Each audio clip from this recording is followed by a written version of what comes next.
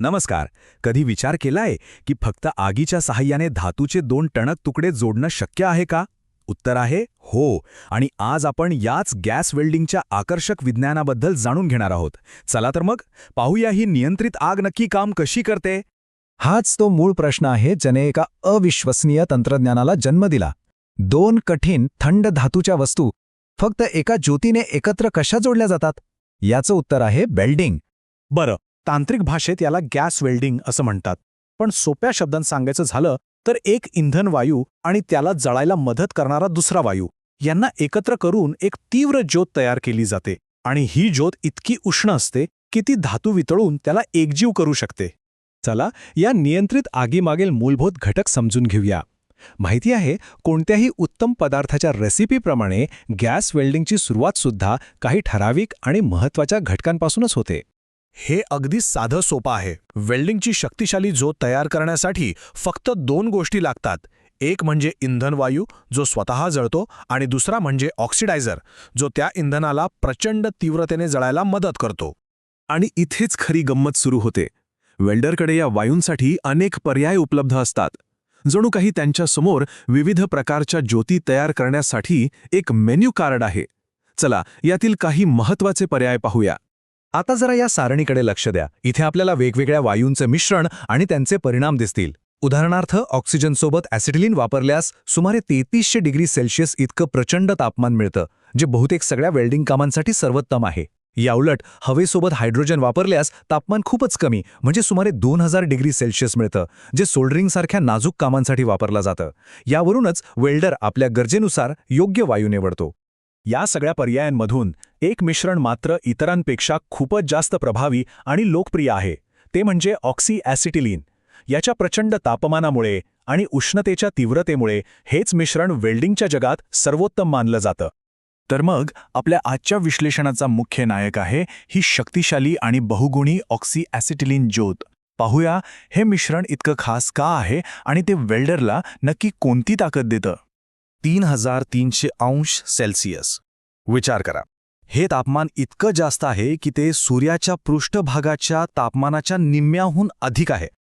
याचमुळं ही ज्योत पोलाद, तांबे, ॲल्युमिनियम अशा कोणत्याही धातूला अगदी सहज वितळू शकते. आता या ज्योतीची खरी गंमत फक्त तिच्या तापमानात नाहीये. ती फक्त उष्ण नाही, तर तिला अगदी अचूकपणे नियंत्रित करता येतं, हवं तसं हाताळता येतं. आणि सर्वात महत्त्वाचं म्हणजे ती मूळ धातूचे रासायनिक गुणधर्म बदलत नाही, ज्यामुळे जोड मजबूत आणि टिकाऊ होतो. पण इथे एक महत्त्वाचा प्रश्न उभा राहतो. प्रत्येक कामासाठी आणि प्रत्येक धातूसाठी एकच प्रकारची ज्योत पुरेशी असेल का? म्हणजे नाजूक कामासाठी आणि जाड कामासाठी एकच ज्योत कशी चालेल? आणि इथेच वेल्डिंगमधली खरी कला आणि विज्ञान एकत्र येतात. फक्त ऑक्सी ॲसिटिलीनच्या मिश्रणात थोडासा बदल करून एक कुशल वेल्डर 3 वेगवेगळ्या प्रकारच्या ज्योती तयार करू शकतो. आणि गंमत म्हणजे प्रत्येक ज्योतीचं काम वेगळं असतं. हे अगदी एखाद्या कुशल शेफसारखं आहे नाही का? जसा तो मसाल्यांचं प्रमाण बदलून पदार्थाची चव बदलतो, तसाच वेल्डर वायूंचं प्रमाण बदलून आपल्या कामासाठी अचूक आणि परिपूर्ण ज्योत तयार करतो. पहिली आणि सर्वात जास्त वापरली जाणारी ज्योत आहे न्यूट्रल फ्लेम.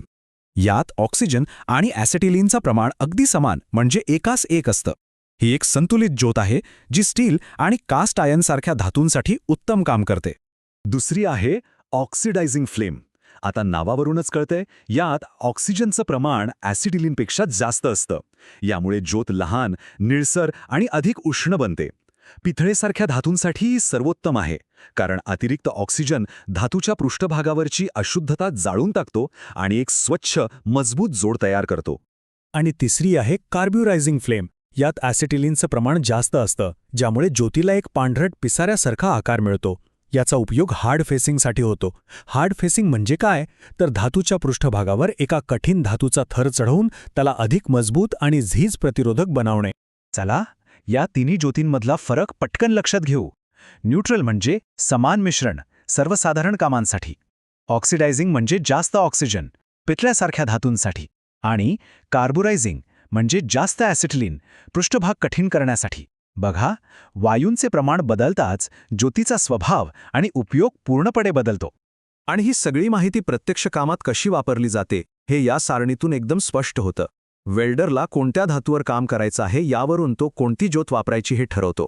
जसं की माइल्ड स्टील किंवा कास्ट आयर्नसाठी न्यूट्रल, पितळेसाठी ऑक्सिडायझिंग आणि स्टेलॉइडसारख्या कठीण धातूंवर काम करण्यासाठी कार्ब्युरायझिंग फ्लॅम. तर या संपूर्ण विश्लेषणाचा महत्त्वाचा मुद्दा हाच आहे की योग्य ज्योतीची निवड करणं हे केवळ एक तांत्रिक काम नाहीये, ते एका मजबूत आणि टिकाऊ वेळचा आत्मा आहे. चुकीच्या ज्योतीने जोड तुटू शकतो, तर योग्य ज्योतीने तो अजरामर होतो. तर आता या नियंत्रित आगीमागील रहस्य आपल्या सर्वांना माहीत आहे. जरा विचार करा, जर धातूंना आकार देण्याची ही सर्जनशील शक्ती आपल्या हातात असती तर आपण काय अद्भुत निर्माण केलं असतं. एखादी कलाकृती, एक यंत्र की अजून काही? आपली कल्पनाशक्ती वापरून नक्की पहा.